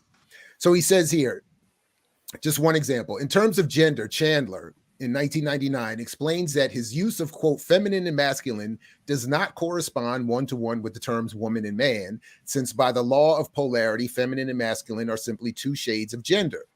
By the law of gender, all things are feminine and masculine, and it follows that all people embody all shades of gender. If gender is conceptualized on a scale, the poles of which are pure femaleness and maleness, then we see how we have come to label people female or male. Those who are psychologically and physically closer to female pole are called women. Those who are closer to the male pole are called men.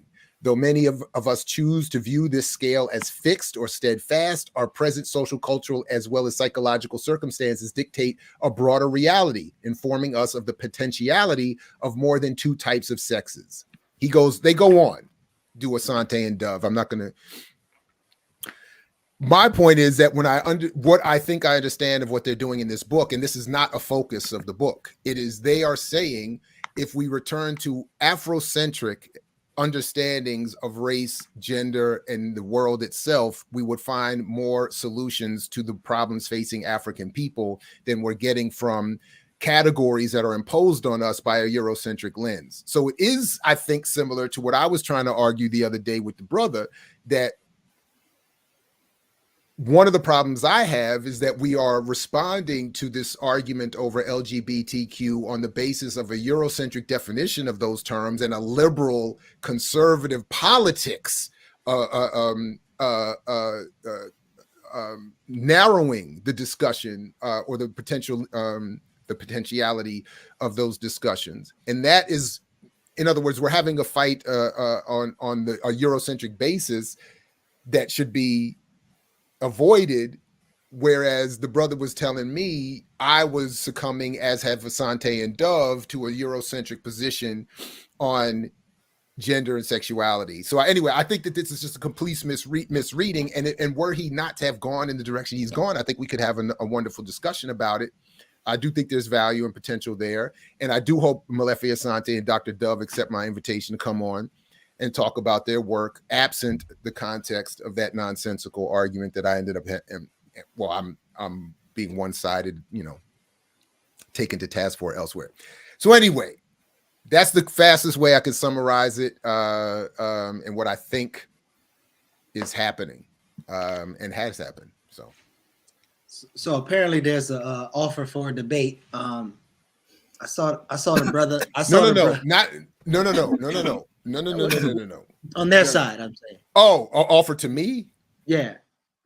There's an offer. There's an offer for debate, and on one of the only video I saw, the brother brought on two people who he called the I think he said the best minds of our generation. All right. And I don't know. I don't know if they three gonna debate your three, but. Well, I'm not interested personally. Like right. that ship has sailed. Right. So personally, and this is where the jokes about me being petty. Like personally, once you've stepped that line with me, I don't want to engage anymore. So we're not going to engage anymore. Right. He had been invited here. He knows he had been engaged. He did the same nonsense. He did, like the private, exchange is very different than the public. He had every opportunity and would have had every opportunity to follow up, and we could have done had series of discussions on it. I don't mind disagreement, but he turned this into, I'm going to, go at Jared and turn this into a whole personal nonsensical thing. So I'm no longer interested in that. Right. I would be interested in, again, talking to Dr. Asante and him. And if others wanted to have a principled debate on the subject with me, though I'm not an expert on this, I'm not opposed to that. Obviously, I don't mind debate. But once we go across that line of, right, I'm gonna be nice to you privately and then create memes and go at you and all this other stuff publicly, I'm not doing that. So I wish them all the well. I wish them well, and I hope, like I said, I hope they get everything they want in this world. You know what I mean? But and I hope I'm helpful to them. I need Diallo. Do you have any thoughts about so basically what I've heard a person is saying is this is the age-old black leftist versus the black nationalist argument. How do you? I mean, if you're not a leftist, you can't be a black nationalist. I from my understanding of where black nationalists came as a challenge to and to white imperialism and white nationalists and colonialization. How the hell are you a black nationalist, but you're not a leftist? You're a black reactionary. You're not a true nationalist. But also, I just can't speak on the gay stuff because I haven't gotten my check from the gay agenda. I got all these people telling me I'm an agent of the gay agenda, but they won't tell me where to submit my invoices so I can get paid. I'm also an agent. I was a Russian bot for a while. And they won't tell me where to submit my check to the Russians to get my pay. All these insidious groups that I represent their agendas. Ain't nobody cut me no check. So I'm done representing insidious agendas until I get my check. But in reality, yeah, I remember you invited me on to be a voice for the LGBTQ community. With Brother Keaty, and I suggested that you maybe find a LGBTQAI plus person to maybe articulate that. I'm not sure how that worked out. I think she cursed you out. Yeah. Or something. Sorry about that. Yeah. But yeah, it's kind of crazy to me. But my approach is rationalist. I was very good at being a homophobe, but it was rooted in my religious upbringing. And once I became a secularist and an atheist, I worked to find a rationalist, evidence-based grounding for my homophobia, and I couldn't find it. So I did reach out to the straight pride movement to maybe give me a secular, rational argument as to why we should go at these people. And they accused me of being those people. So that was their answer. So, I'm still waiting. I'm trying to find my way back. I want to be the prodigal homophobe and find, because they say about these people being an existential threat. But it's funny because my whole approach to everything is just being evidence-based and rational and radical. And it seems that where you talk about people being right, it goes so deep because Puritanism is really what a lot of this stuff grew out of, and the Puritan from the Protestant work ethic and just basic Puritan values, that even when we abandon Christianity, when we abandon capitalism, when we abandon whiteness and all that, you see how deep the puritanical values run, and the puritanical worldview goes and follows us, even when we abandon the trappings of the slave religion and the white man and the white man's belief system. It's Puritanism is extremely powerful, and I don't think we give it enough attention, because I think that often supersedes a lot of other, Western contaminations or Western worldviews or Western behavior patterns and Western social and power and hierarchical relationships. Puritanism is something we don't give enough attention to. That's interesting. So you say, in other words, there's an unresolved colonial impact that has to, that we not right on. The United States was founded by some white people who were too white for white people. There's been several histories written, but the people who founded, the Pilgrims, these were like the whitest of the white. They were the people, the Pilgrims, or the founders of America. The Anglo-Saxon Protestants were too white for white folks. Even white folks was like, yo, chill, relax, And so when they came here and we were indoctrinated into that, there's a lot of symbols, a lot of rituals, a lot of rhetoric that they created that African people can easily shed. I don't worship Jesus. I reject blue eyes and blonde hair as a standard of beauty. There's so many surface elements of Puritan, because even, I don't even accept Western culture. I don't eat their food. But the core, or what Marimba Anik said, the Asili of not just Western culture or European, but the United States itself. Within the United States is that puritanical strand of Europeanism.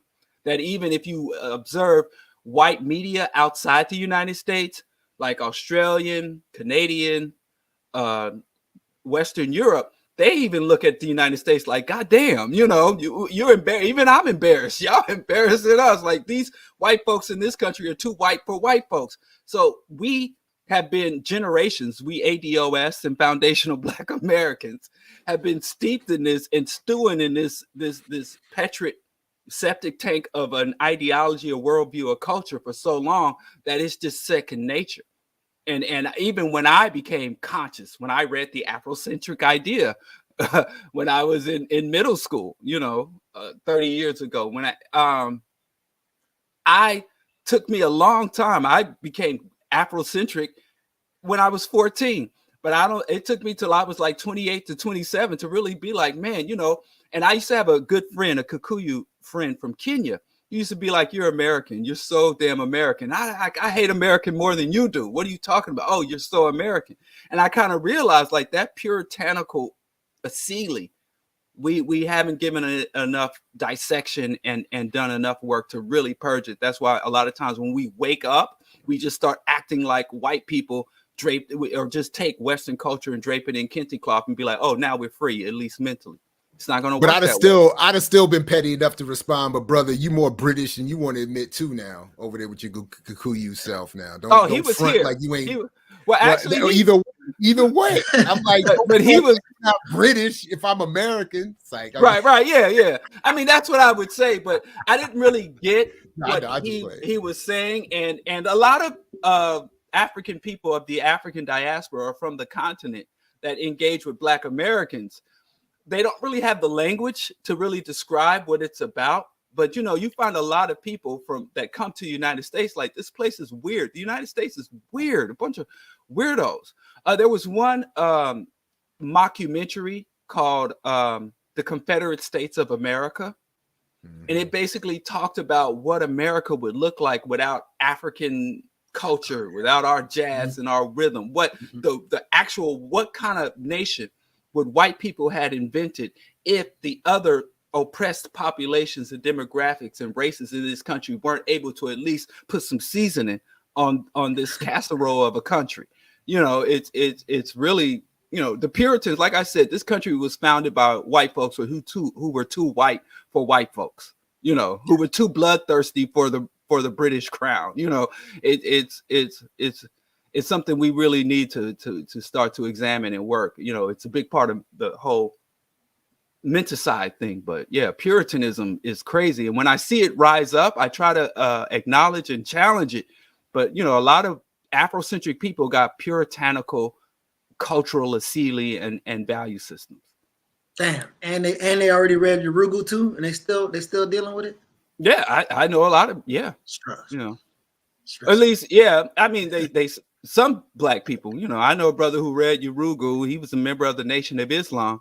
And he said he saw no contradiction of being active member of the Nation of Islam. And he believed that he, fully comprehended and fully embodied the lessons taught in Urugu. So, yeah. It's rough out here. People. One thing I would definitely like to see, and please, if anybody does know of this or know of anybody, I would be very interested in a discussion or hearing a review or reading a review or having a discussion with someone who identifies as part of the LGBTQ community who has read this. Yeah. And particularly if they have an understanding of the broader work of Asante and Afrocentrism, I'd be very interested in that. So whether it's here or elsewhere, if anybody, if that happens, please let me know. Yeah. I can hook you up with the sister that I had that cursed out Geechee. Well, that's a great jump off point. That a perfect way to introduce me to somebody. If you cuss out Geechee, I definitely want to hear from you. Like I definitely want to hear. Like so, yeah. Damn. So this is a sister you say she's a part of the LGBTQ community and is engaged in this would this kind of yeah, work? yeah. I don't know if she's read that book, but yeah, she's a conscious, revolutionary Black woman. But I did it rather mindlessly. But there was that thing where they were holding that red, black, and green umbrella yeah, over a Black family, and rainbows were raining down as if I was put on Barbies- one of those. Right. I just saw I was put on one of those recently. That Right. But that is being protected from me. That I'm one of one of the rainbow rains raining down. Right. Well, I mean, Geechee was having a discussion, and I guess I was to argue rainbow side, but I'm like, I'm not, LGBTQAI or plus. I'm cisgender heterosexual male, so I'm like, why not bring a member of that community to articulate or to into the discussion? So I sent him a contact with some, conscious revolutionary Pan-African LGBTQ people, and I just saw the email where she had cursed you out or something, but it wasn't really a curse out, right? Nah, no, but said, go to hell. For a part of me, obviously, I guess I didn't consider how frustrating and dehumanizing it is to even argue certain points of existence. And so I feel like the discussion I want people to have, it takes too much work on their behalf. So I mean, I didn't consider that then, because I think even now, like the only person that I've heard critique that book on Molefi in general was this older guy who's been writing books about he's like a straight Black pride person. And, I think we talked about him in one of our last, the demagogues discussion. And he said he has the solutions in chapter 14 or something of his book. And so one of my friends who he accused of not reading his book and not buying his book, but he signed the book, send me a copy of chapter 14, and he misspelling words, and the book is written like he's talking at a barbershop. Which book is that? That's the red book. No, I think I sent you the chapter. I got the chapter. I think I sent you the PDF chapter. But who's the author? He's here in Chicago, right? No, this guy's in either Philly or Baltimore. Oh, I thought you were talking about. It's not this book. Now I'm gonna hold it. If it's not this book, then it ain't. I ain't never book. seen that. I ain't gonna start no mess. It's not this. Okay. You read through that, like, so none of them have like. I'm tired. Yeah. It's like, it's weird that I've kind of found myself being the voice advocate for gay folks. It was weird as hell to me, because I people are like, it kind of be like people who want to discuss this in the community are like, how people be like, well, I got a gay friend. It was like, I got a friend who's not gay but knows some gay folks, and that's as close as they could get. So I actually got called out to like speak to, the Hebrew Israelites, like, we're calling for I had last year, I was on this debate with this Hebrew Israelite talking about it's an abomination and stuff. And I'm like, why am I one here arguing this? And I had some exchanges with Cleo Monago, and because my critique is that the gay rights movement is invalid because it's an integrationist movement. It's not going to liberate anybody. There's no liberation, gay liberation. I mean, liberation movements don't get special days at Disney. There were, as I told you before, there was no Black Panther Day at Disney. There's no Mau Mau Day at Disney. So if you're a part of a movement that you think is going to liberate you, and Disney gives you your own special day, you're not part of a liberation movement. So that's where I would start talking. And then, but because I don't condemn the identity, the lifestyle, the humanity of people, they were like, well, you don't go hard enough. I'm like, I got plenty of critiques of the gay rights movement and allowing for to be openly serve in the military. I'm like, I don't think gay people, transgender people, heterosexual people, I don't think anybody should be serving in the U.S. military. So, how can I celebrate, the repeal of Don't Ask, Don't Tell, because I don't think anybody should be. I don't think there should be a United States military in existence. So it's all over the place. I get called both anti-gay and a agent of the gay agenda. So I mean, I think that's from my point. I think that's why the clarity is, I think, needed, and sometimes people need to see these things. But again, like me not knowing how either dehumanizing or frustrating it can be for these people to have to speak with idiots. Like, I mean, you know, almost coming to like even when Jared went on the show with the Bitcoin brothers or whatever the hell they said. I don't even know who their name is, but they said we don't care about the economy. I mean the environment. Yeah. Who gives a fuck? We just want to make money. But like Jared having to have constant conversations with people like that. I mean, at some point you're gonna be like even like you said with the dude. At some point, it doesn't make any sense to talk with these people who damn near brain dead. I mean, but again, my point is, if we're all going to have disagreements, and I think it's great to have a principled disagreement and just we just don't agree on something. Mm-hmm. But it's the you know, but once it crosses over into I'm only going to engage with you here so that I can get some shots off on you later. Right.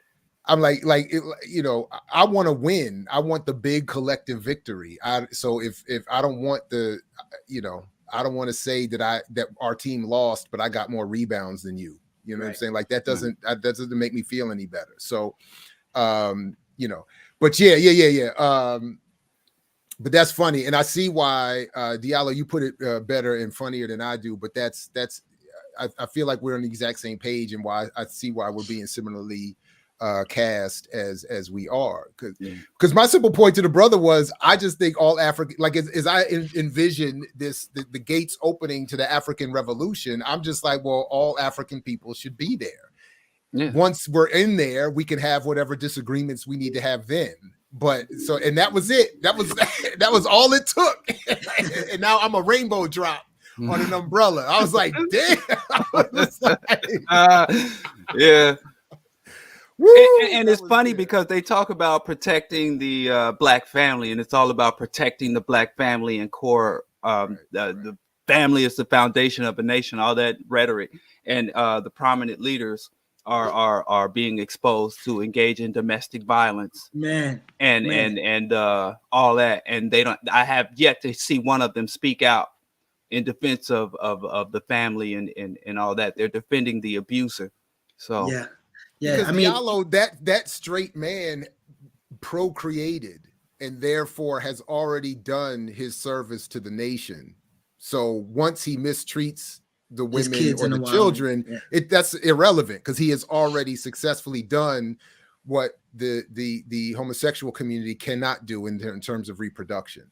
So by default, he is an improvement. So therefore, you know, you're wrong. I get, well, yeah, but there are several instances. I guess, because, you know, like I said, I'm willing to go back. I'm waiting for my prodigal moment, because I was very much a homophobe. I was raised up to believe that gay people were an advent to the apocalypse. You know, at Covenant Memorial Baptist Church, that if gay people were allowed to freely dwell within society, then that is when it comes time to the end, the men will be like the women and the women will be like the men. And that's the end times prophecy. And I really believe that. And so then, you know, you go to church and they tell you that, then I turn on my TV and I see gay folks just being gay without any repercussions. I really thought, oh, wow, you know, the apocalypse is coming. And I remember Imalamu Baruti's book. I bought that. I'm like, I got a son and they're coming after my sons. They're trying to turn my son into their daughters. You know, I bought into that shit, you know. And then when I'm like, wait, you know, I really went into this trying to validate these ideas, trying to find evidence, historical, you know, psychological, political. I was trying to find evidence, you know, where they're even saying, you know, weak men cause the downfall of society. I went in to validate it, and I found no validation of any of it. And when I went to the teachers, when I went to the scholars, they literally were just like, the fact that you just don't accept this wholeheartedly without any evidence or support means that you're gay too. You know, basically. Oh, damn. You know, yeah, that's what I was told. Like, oh, you got questions, then you must be questioning your own manhood. So that's how I ended up here. Well, damn. Well, thank you, Dead Man Animations, for the support. This deep parasite of Christian thinking is why I root my religiosity in modern opposition, that bad S religion. If we're going to revolutionize ourselves, we owe it to ourselves to do the same with religion. All right, right on. Appreciate again the support. Same with you, Zenzabel. Appreciate that.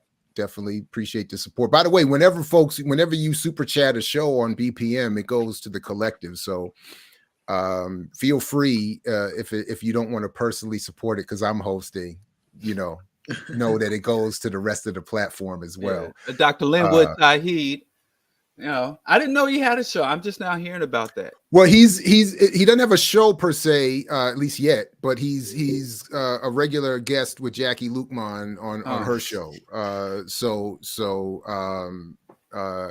all to the better, I've known Dr. Tahid since I was a little kid, like a little 12-year-old running around Kansas City. I can't tell you how many times he cursed me out and had to scream at me. Shout out to Dr. Lynn, the boy. Why everybody cussing you out, man? I was horrible. Why is everybody cussing you out? Horrible. Well, Linwood just would say I actually would tell me I was too radical. That's when I was like, burn it all down, bring down Whitey. And one of them books that you was talking about, they said the elders are beyond reproach and are to be held in high esteem. So elders, yes. But I just like to hold out for the distinction between elders and old. Some people just old. No, but in that same book though, they address elders versus olders. Okay. But obviously, again, if your elder writes something jacked up or your elder goes outside of their lane, right? Are they still beyond reproach? Is their work beyond reproach, or are they beyond reproach?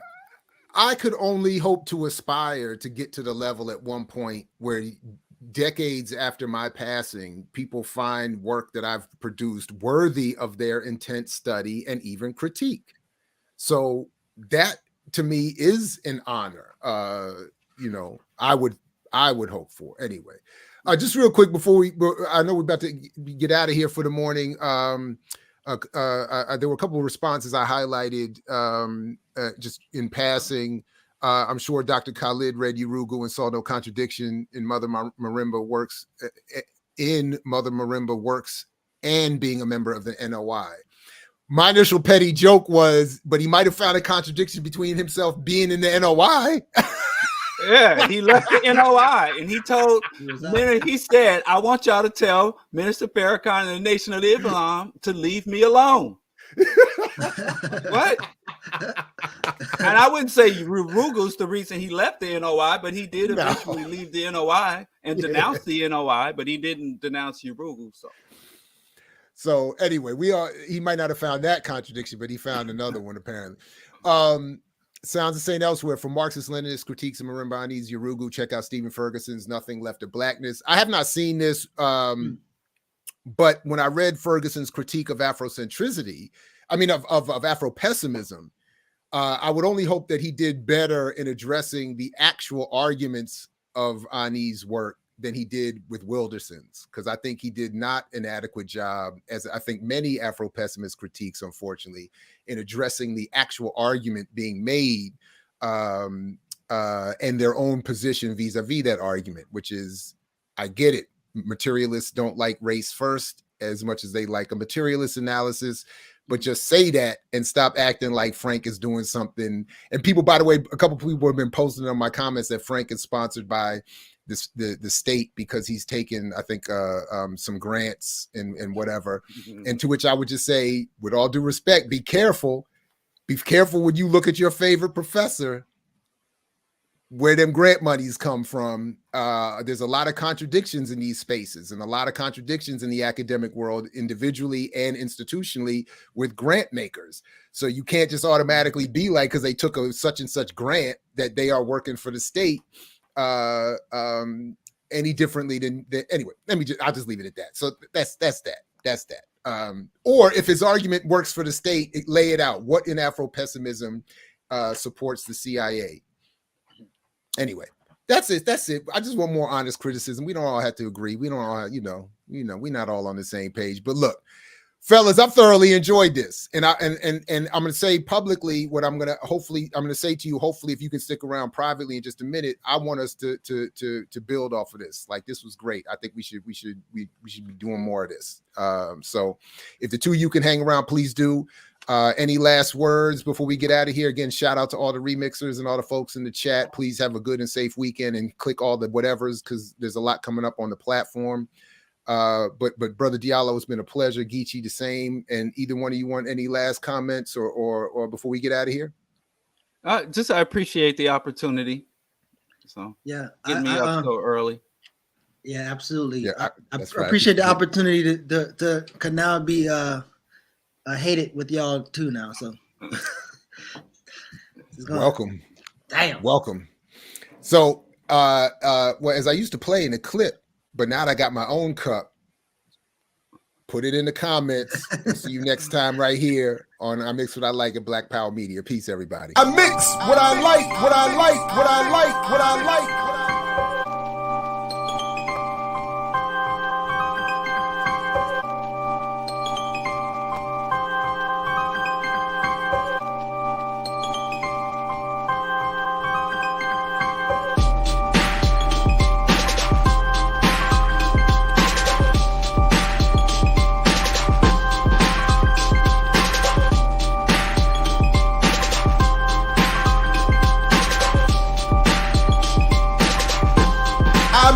What I like, what I like, what I like, what I like.